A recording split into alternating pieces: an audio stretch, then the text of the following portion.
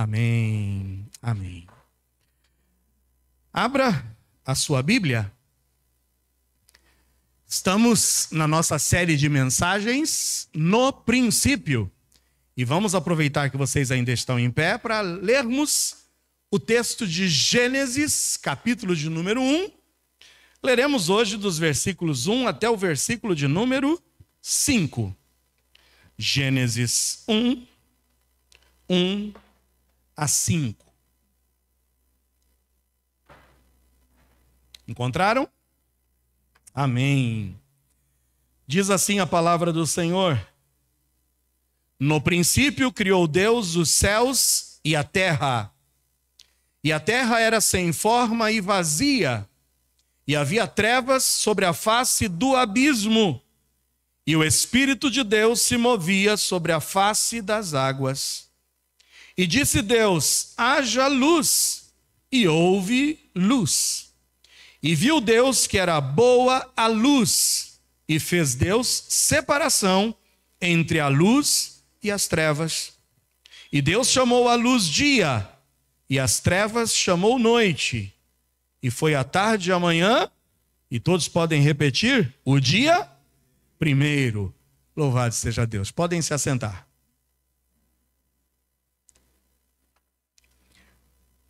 Semana passada, nós demos introdução a essa nova série de mensagens baseada no livro de Gênesis. Nós vamos percorrer o livro de Gênesis a cada domingo, extraindo do livro de Gênesis aí desafios práticos para a nossa vida cristã. E na semana passada, nós olhamos para o primeiro tema, onde aprendemos o que a criação de Deus nos revela. E lembra que eu frisei o verbo revelar. Revelar é trazer à luz, é tirar o véu, é trazer ao conhecimento algo que nós não conseguiríamos saber se de fato não nos fosse revelado. Então nós aprendemos na semana passada quais são as revelações de Deus nos primeiros 3 versículos. Aprendemos que o relato da criação, em primeiro lugar, nos revela a eternidade de Deus. Porque quando a Bíblia trata do princípio, não trata do princípio de Deus, porque Deus é eterno. De eternidade a eternidade, Ele é Deus. Aprendemos também que o relato da criação nos revela o poder grandioso de criar, mas também a grande inteligência de Deus. Então é incrível a criatividade, a inteligência, como Deus formou esse universo com riqueza de detalhes.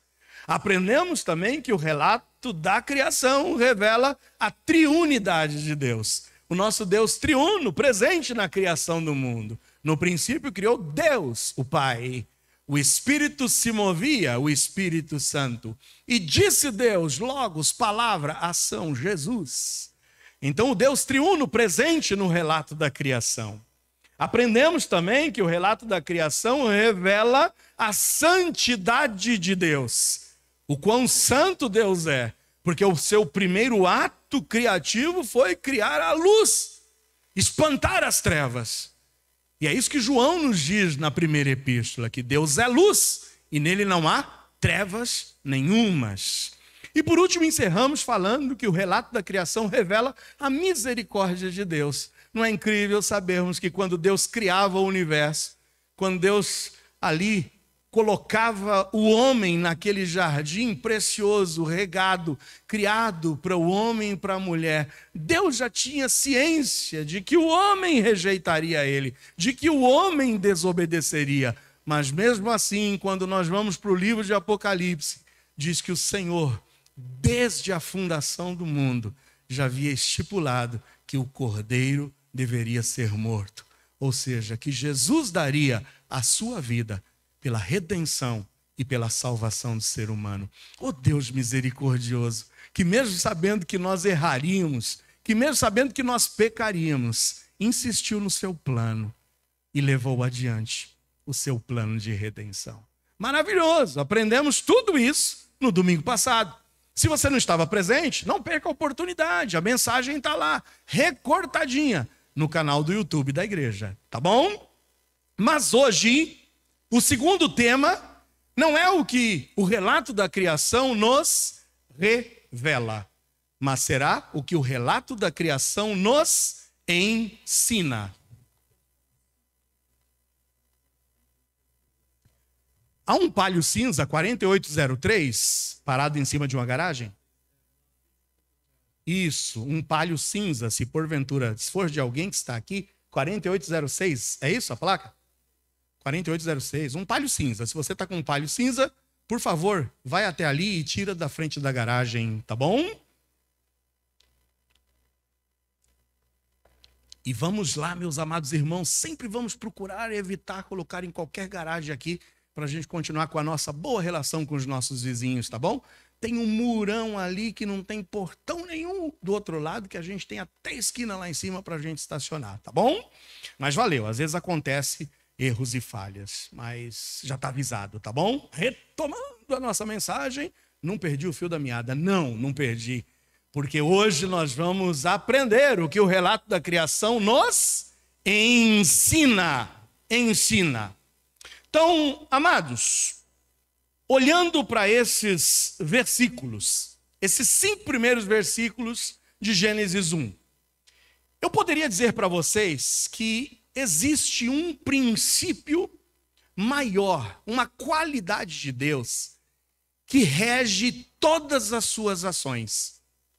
Nós vamos discorrer sobre os 7 dias que compõem a criação do universo. 6 dias Deus criou, 7º dia ele descansou. Em cada um desses 7 dias, nós vamos tirar um princípio a ser aplicado para nossas vidas. Tá bom? Em cada um desses dias. Mas eu queria dizer que existe um princípio maior que rege todas as ações de Deus.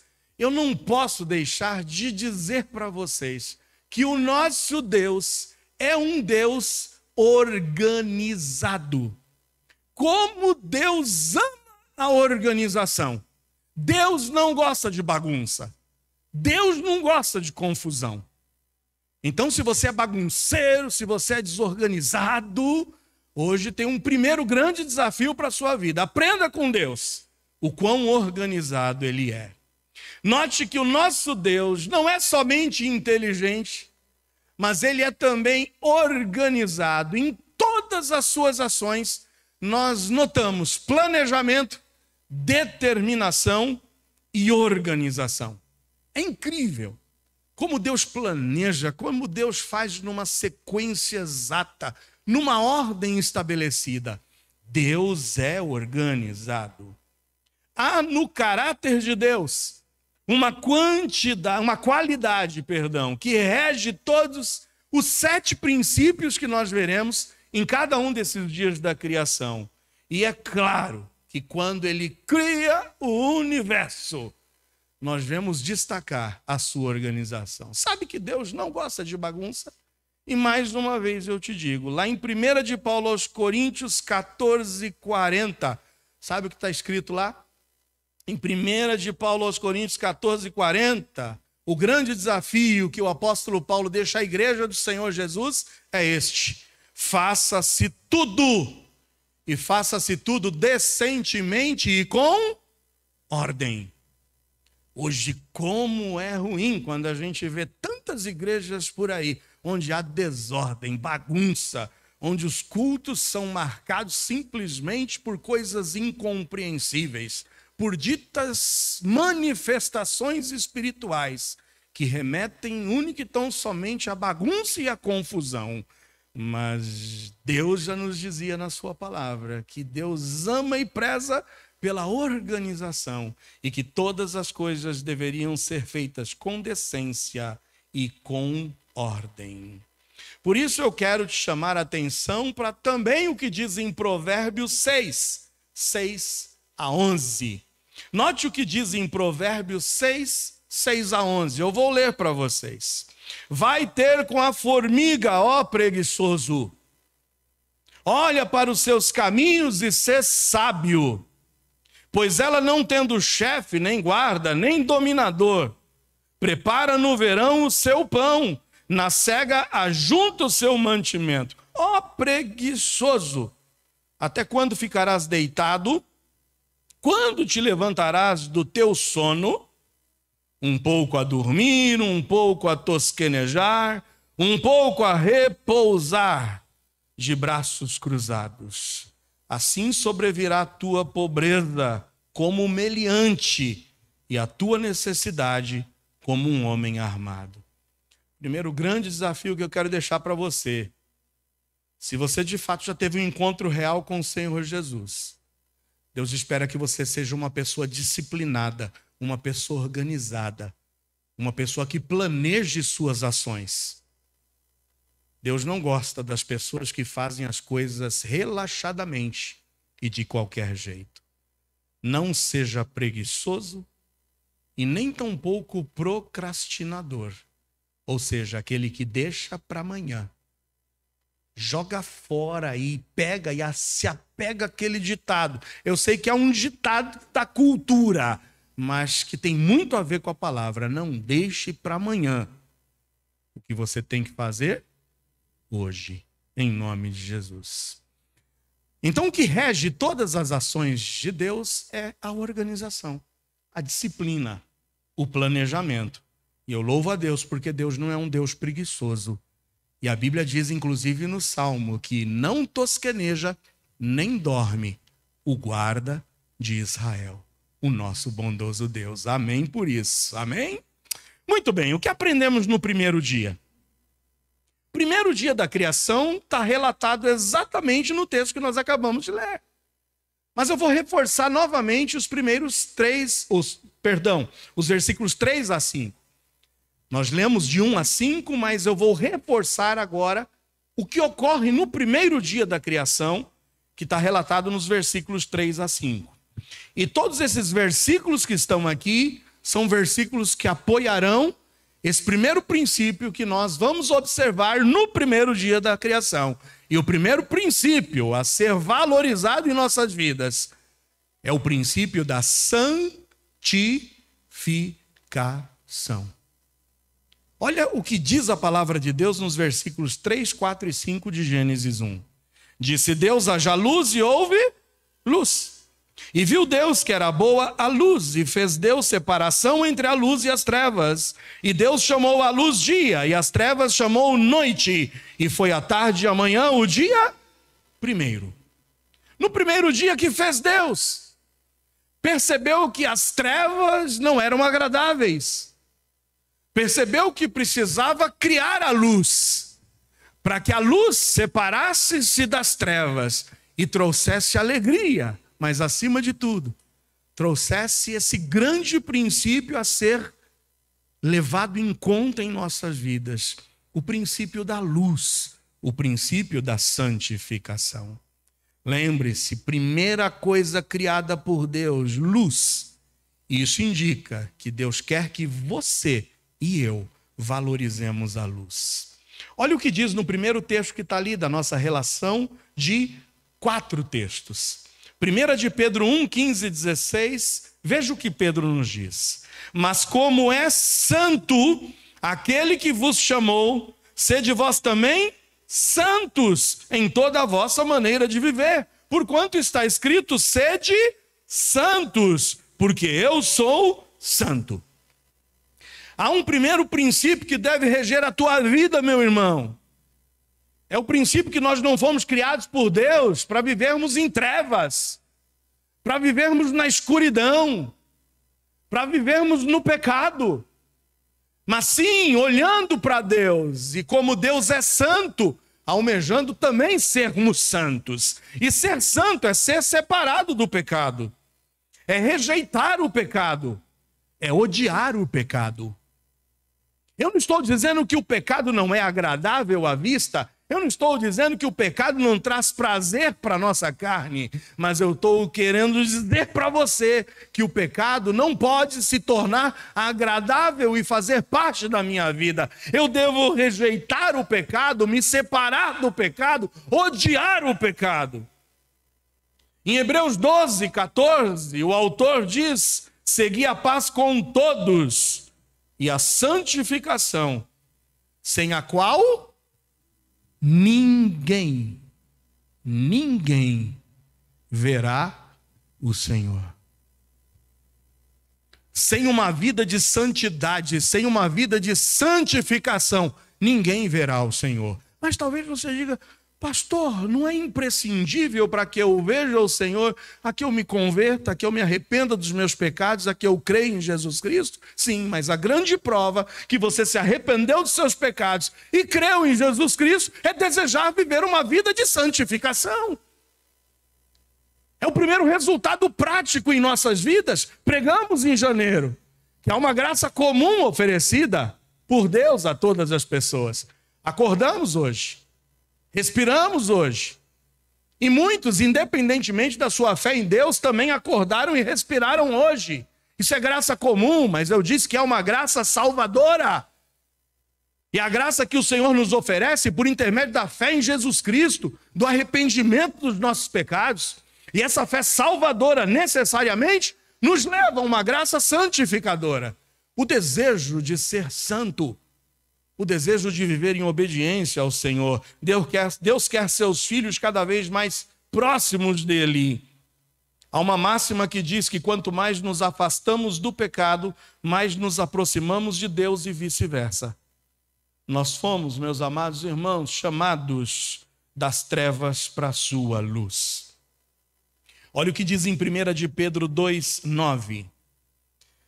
Mas vós sois a geração eleita, o sacerdócio real, a nação santa, o povo adquirido, para que anuncieis as virtudes daquele que vos chamou das trevas e nos chamou das trevas para a sua maravilhosa luz. O crente deve viver na luz, amém ou não?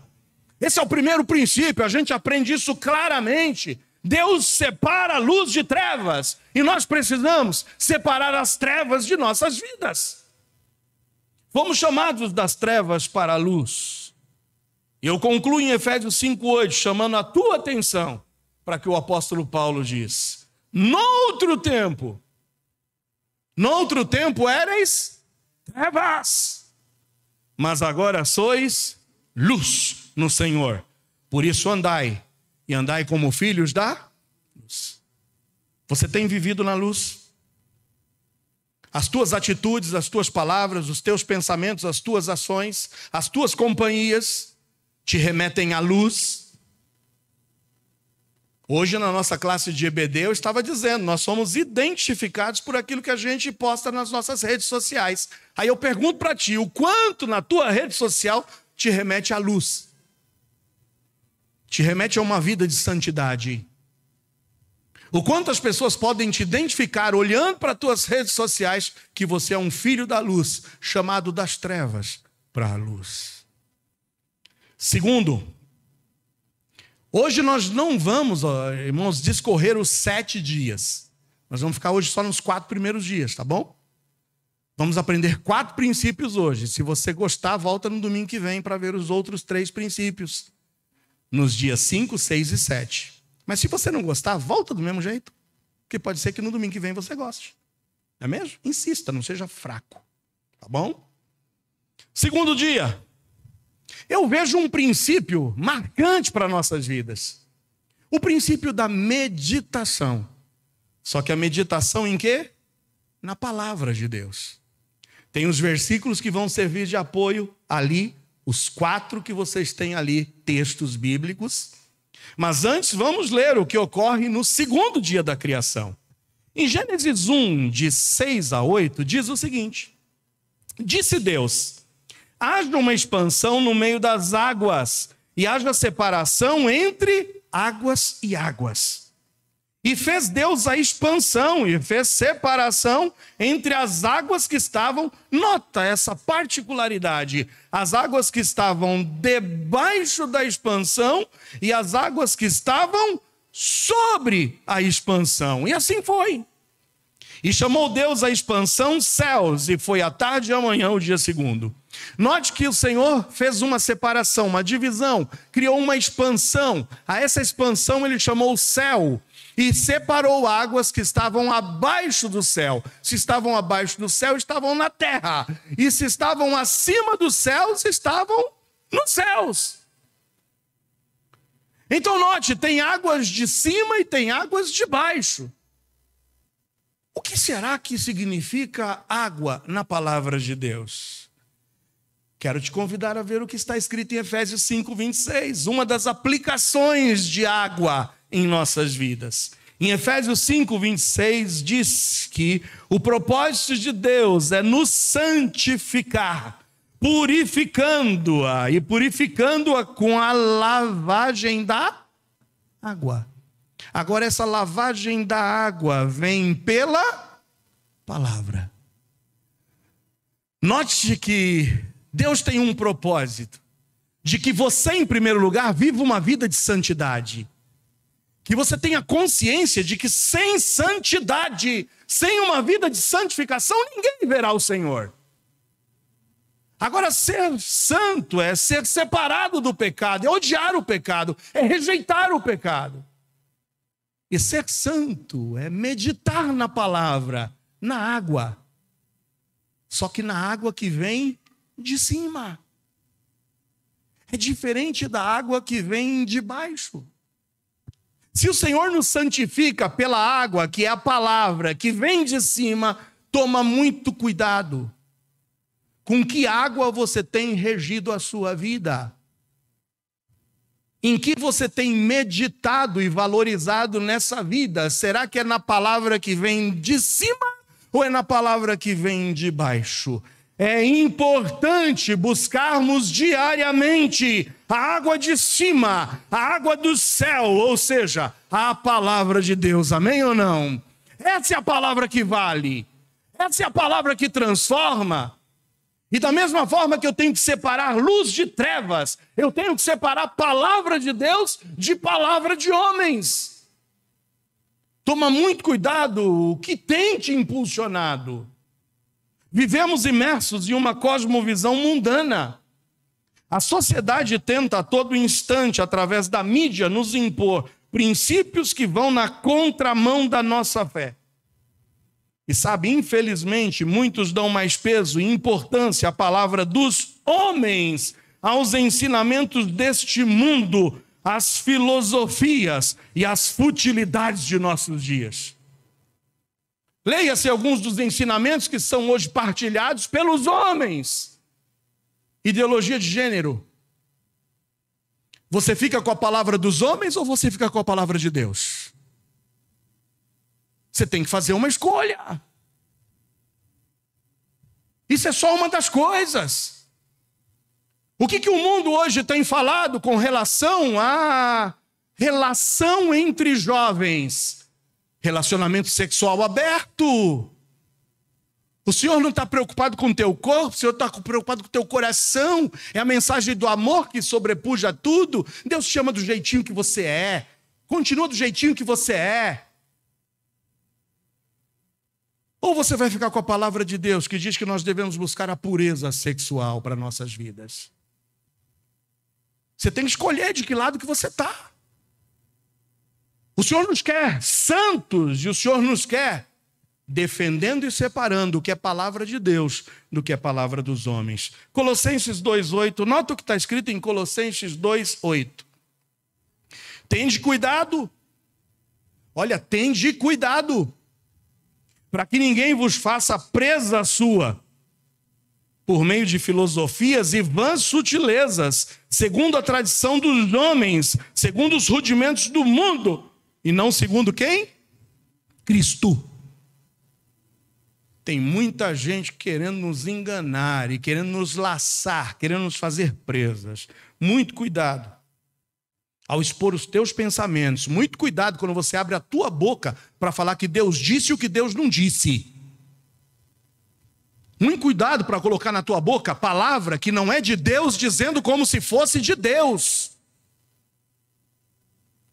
Muito cuidado ao expor os seus pensamentos. Não é aquilo que eu acho, mas é aquilo que Deus diz e o que Deus diz na sua palavra. Amém ou não? O que é mais importante para ti? O que o mundo diz? O que a cultura diz? Ou o que essa palavra diz? Nós temos que separar luz de trevas, mas temos que separar o que é água de cima, água de Deus, do que é água podre e contaminada desse mundo. Atos 17:11. Tem muita gente ouvindo hoje pregadores do evangelho, e eu sempre bato nessa tecla. Tem muitos pregadores coachings de nossos dias, com palavras, sim, realmente que vão soar bem aos seus ouvidos, palavras agradáveis aos nossos ouvidos, que enchem o nosso ego. Mas sabe, quando você pagar a palavra que está sendo pregada por esses pregadores, faça como os crentes de Bereia. Olha o que diz em Atos 17:11. Estes foram mais nobres do que os que estavam em Tessalônica, porque de bom grado recebiam a palavra. No entanto, examinando cada dia nas Escrituras, se essas coisas eram assim. Eu sempre tenho dito a vocês, confrontem o que está sendo pregado do púlpito dessa igreja. O dia que esse que vos fala começar a pregar palavra de homens, palavra simplesmente para querer levantar sua autoestima, querer começar a adequar, sabe, os nossos costumes com o que o mundo diz, rejeitem. A igreja não é o pastor, a igreja é essa assembleia de crentes reunidos para buscarem nessa palavra o alimento suficiente para que possamos crescer na graça e no conhecimento de Jesus. Se um dia esse que vos fala pregar uma heresia, não pensem duas vezes, mas botem esse que vos fala do portão para fora. Mas que vocês possam saber confrontar se a palavra que está sendo trazida desse púlpito é água podre e contaminada, ou se continua sendo a água dos céus, a palavra de Deus. Amém ou não? É nessa palavra que a gente tem que se apegar. Agora você precisa ser um bom estudante da Bíblia. Você precisa meditar nessa palavra. Por isso que o segundo princípio é o princípio da meditação. Para de ler um pouco baboseira desse mundo, vai estudar a palavra. Para de ficar dando ouvidos ao que estão te passando aí nas ideologias desse mundo, nas universidades da vida, nas filosofias e etc e tal. Se apegue a essa palavra. Porque Atos 5:29, sabe o que nos diz? Porém, respondendo Pedro e os apóstolos, disseram: mais importa obedecer a Deus do que aos homens. Quantos podem dizer amém? Essa palavra está acima da palavra dos homens. Essa palavra que é digna de toda a nossa aceitação. Essa palavra que pode realmente nos redarguir, instruir, corrigir, para que o homem de Deus possa ser perfeitamente instruído para toda boa obra. Primeiro princípio, primeiro dia, Deus separa luz de trevas. Separe luz de trevas na sua vida. Joga para fora as trevas. Joga para fora o pecado. Santifique-se, porque sem santificação ninguém verá o Senhor. Agora, em segundo lugar, busque obedecer a essa palavra. Alimente-se da palavra que vem do alto. Separe a água de cima da água de baixo. Para de viver impulsionado pelas ideologias desse mundo, pelas falsas e vãs sutilezas que o inimigo tem despejado e, infelizmente, adentrado no seio de muitas igrejas. Nós vamos continuar meditando e meditando nessa palavra para crescermos na graça e no conhecimento de Jesus. Quantos estão comigo? Digam amém. Terceiro dia. Está justamente nos versículos 9 a 13 do capítulo 1 de Gênesis. Olha o que diz em Gênesis 1, 9 a 13. E disse Deus: ajuntem-se as águas debaixo dos céus num lugar e apareça a porção seca. E assim foi. E chamou Deus a porção seca terra. E ao ajuntamento das águas chamou mares. E viu Deus que era bom. E disse Deus: produza a terra erva verde, erva que dê semente, árvore frutífera, que dê fruto segundo a sua espécie, cuja semente está nela sobre a terra. E assim foi. E a terra produziu erva, erva dando semente conforme a sua espécie, e árvore frutífera, cuja semente está nela conforme a sua espécie. E viu Deus que era bom. E foi a tarde e amanhã o dia terceiro. O que o Senhor fez nesse dia terceiro? O dia terceiro é marcado pela criação de toda sorte de árvores frutíferas, de vegetais.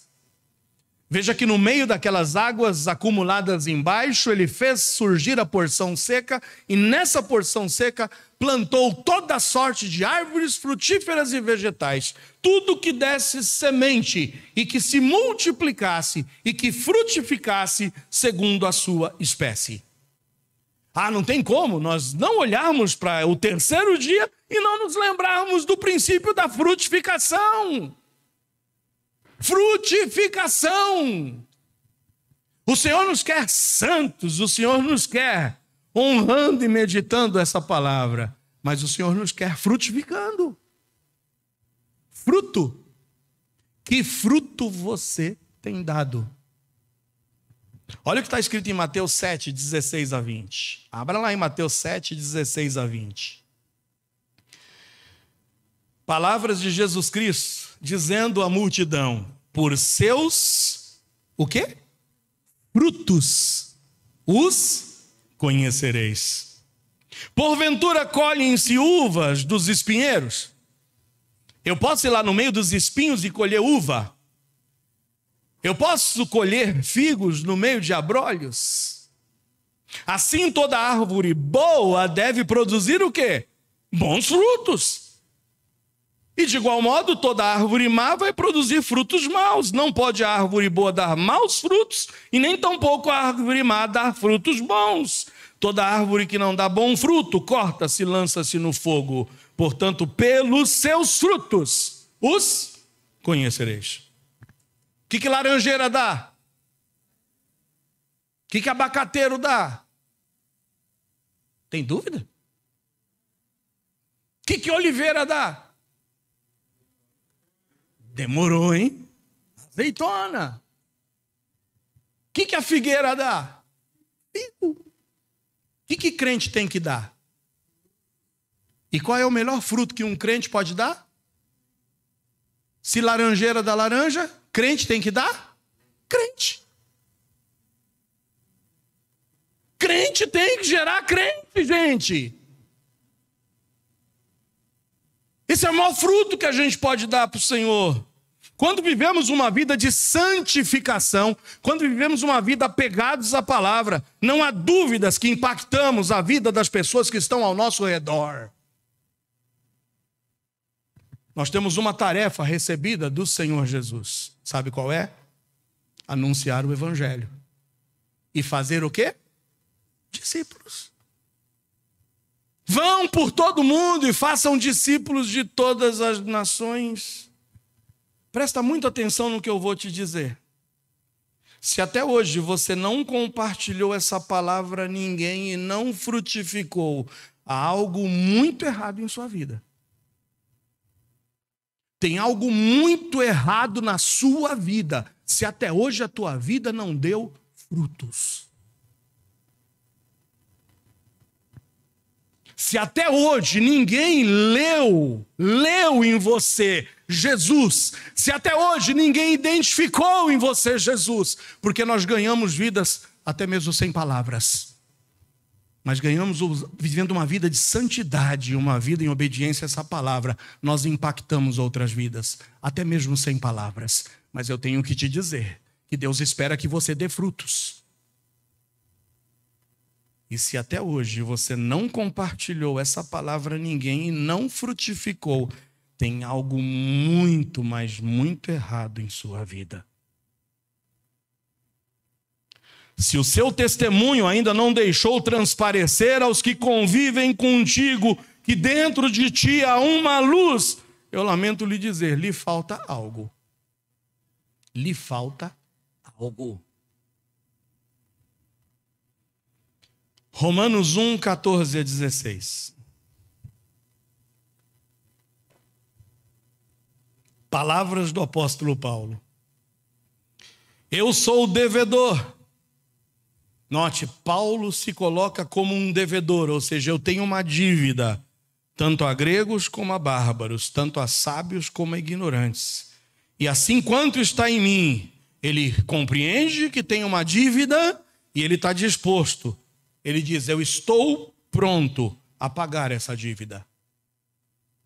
Eu estou pronto para também vos anunciar o evangelho a vós que estáis em Roma, porque eu não me envergonho do evangelho de Cristo. Repita comigo, eu não me envergonho do evangelho de Cristo, pois é o poder de Deus para a salvação de todo aquele que crê, primeiro do judeu e também do grego. O Senhor te quer dando frutos. Nós temos uma dívida com todos aqueles que estão ao nosso redor. E essa dívida precisa nos levar à disposição de pagar essa dívida, não se envergonhando do evangelho de Cristo. Viva esse evangelho. Dê frutos. Frutifique. Porque se até hoje a tua vida não tem impactado vidas, se até hoje ninguém consegue ler em você Jesus, tem algo muito errado na tua vida. Você seguramente não está vivendo uma vida de santidade e nem tampouco uma vida de obediência a essa palavra. E tem vivido uma vida de vergonha desse evangelho. Por último, quarto dia, versículos 14 a 19. Tem um princípio aí, o princípio da submissão. E disse Deus: haja luminares na expansão dos céus para ver separação entre o dia e a noite. E sejam eles para sinais e para tempos determinados, e para dias e anos. E sejam para luminares na expansão dos céus, para iluminar a terra. E assim foi. E fez Deus os dois grandes luminares, o luminar maior para governar o dia e o luminar menor para governar a noite. E fez também as estrelas. E Deus os pôs na expansão dos céus para iluminar a terra, para governar o dia, para governar a noite e para fazer separação entre a luz e as trevas. E viu Deus que era bom, e foi a tarde e amanhã o dia quarto. Um dos princípios de vida que nos salvará de fracassos e de sabores é o princípio da obediência às autoridades constituídas sobre nós. Note que Deus estabelece: sol você vai governar o dia, lua você vai governar a noite, estrelas vocês estarão aqui piscando e reluzindo nesse céu. O sol fica aí e a lua fica lá. E o sol obedece à ordem de Deus e a lua obedece à ordem de Deus, e assim a criação vai. O sol não está ali questionando, querendo ser lua, e nem tampouco a lua dizendo: eu preferia ser sol. O sol não está ali dizendo: eu estou cansado de estar aqui, eu vou me afastar ou eu vou para outra direção. E nem tampouco a lua ali. Mas há um princípio de ordem, e nós sabemos que se não houvesse essa lei da natureza regendo as distâncias, as rotações, nós estaríamos de há muito tempo já destituídos e destruídos nessa vida. Há um princípio que todos os astros obedecem ao Senhor, a autoridade que lhe foi constituída. Você tem vivido uma vida de obediência aos princípios estabelecidos por Deus nessa palavra para a tua vida? Ou você tem procurado viver a tua vida do jeito que você acha que tem que ser vivida? Olha o que nos diz em Provérbios 3, 1 e 2. Filho meu, não te esqueças da minha lei, e o teu coração guarde os meus mandamentos. Porque se você guardar a lei e os mandamentos do Senhor, eles aumentarão os teus dias e te acrescentarão anos de vida e paz. Tem muito jovem seguindo o seu próprio nariz, não vivendo uma vida em obediência às autoridades que lhes são constituídas, à voz dos seus pais. E tem deixado de viver uma vida e gozar de anos com paz. A rebeldia é um dos terríveis pecados e mais detestáveis pecados que o ser humano pode ter. Em Efésios 5, 21, as palavras de Paulo são as seguintes: sujeitando-vos uns aos outros no temor de Deus. Sabia que mesmo a Trindade, mesmo o nosso Deus triuno, dentro da Trindade há uma percepção de submissão diante do cumprimento de uma missão? Embora nós saibamos que, em essência, não existe qualquer hierarquia entre Pai, Filho e Espírito Santo, isso significa que os três são absolutamente iguais em poder, em honra, em majestade e glória. Pai, Filho e Espírito Santo são um único Deus. Por isso o Filho é plenamente divino, tanto quanto o Pai e o Espírito são. Mas mesmo assim, as três pessoas da Trindade assumiram papéis específicos no plano de redenção. O Pai planejou a salvação, o Filho executou o plano concebido pelo Pai. E o Espírito é quem aplica a obra da redenção na vida do homem. Mesmo Deus nos ensina, na sua essência, a importância de seguirmos uma vida de obediência. Desobediência e rebeldia são sementes plantadas pelo pecado no coração do homem. E sabe onde está a fonte da rebeldia e da desobediência? Em Lúcifer, que com sua posição recebida da parte de Deus, ele se mostrou descontente. Eu não quero ficar aqui. Eu quero é colocar o meu trono acima do trono de Deus. Ele se achava mais e queria mais. Eu encerro com esse último texto de 1 Samuel 15, 23. Quando Saul foi repreendido por Samuel, as palavras de Samuel a Saul foram as seguintes, em 1 Samuel 15, 23. Porque a rebelião é como o pecado de feitiçaria, e a obstinação é como iniquidade e idolatria. Porquanto tu rejeitaste a palavra do Senhor, ele também te rejeitou a ti, para que não sejas rei. É triste ver pessoas que se dizem conhecedoras dessa palavra, que se dizem crentes remidos e lavados pelo sangue do Cordeiro, mas que deliberadamente vivem uma vida em desobediência aos princípios estabelecidos por Deus nessa palavra. E ainda tem coragem de dizer que estão dentro da vontade do Senhor.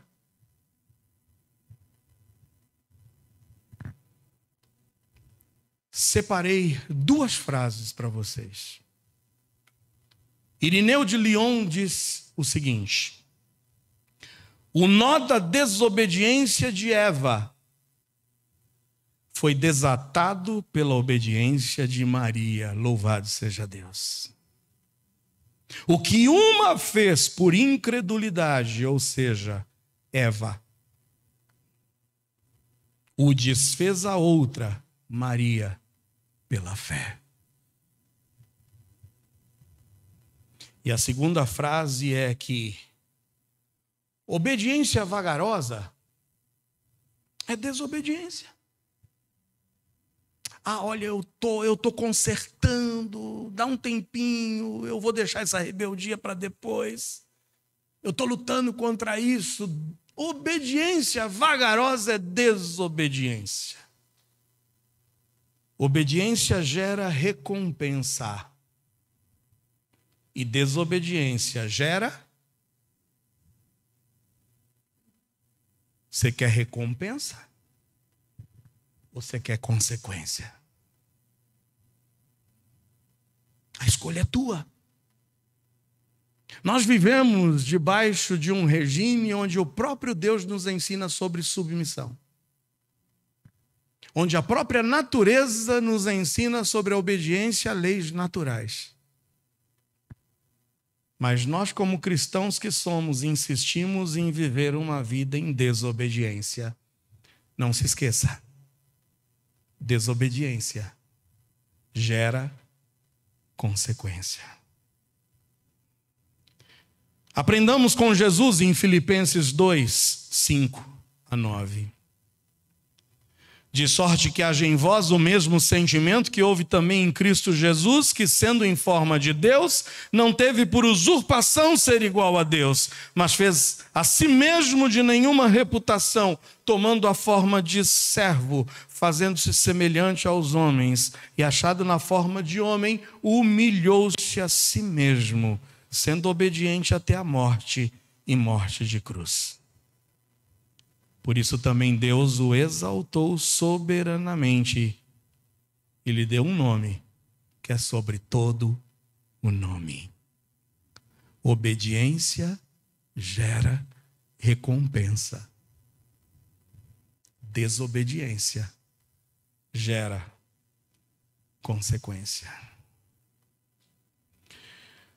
Como nosso Deus é um ser organizado, e deseja que seus filhos também o sejam, precisamos hoje alicerçar nossas vidas sobre esses 4 princípios. O Senhor nos quer vivendo uma vida de santidade. E se Deus está te mostrando onde ainda tem trevas na tua vida, afaste essas trevas da tua vida. Seja santo como nosso Deus é santo. O Senhor nos quer vivendo uma vida de meditação e obediência à sua palavra. Separa a água de cima, que é dos céus, da água de baixo. O Senhor te quer frutificando, e isso naturalmente virá, se você viver uma vida de santidade em obediência à palavra. Crente gerando crentes. Irmãos gerando irmãos. Mas vive uma vida em submissão. Filhos, obedeçam a seus pais. Eles sabem o que é melhor para ti.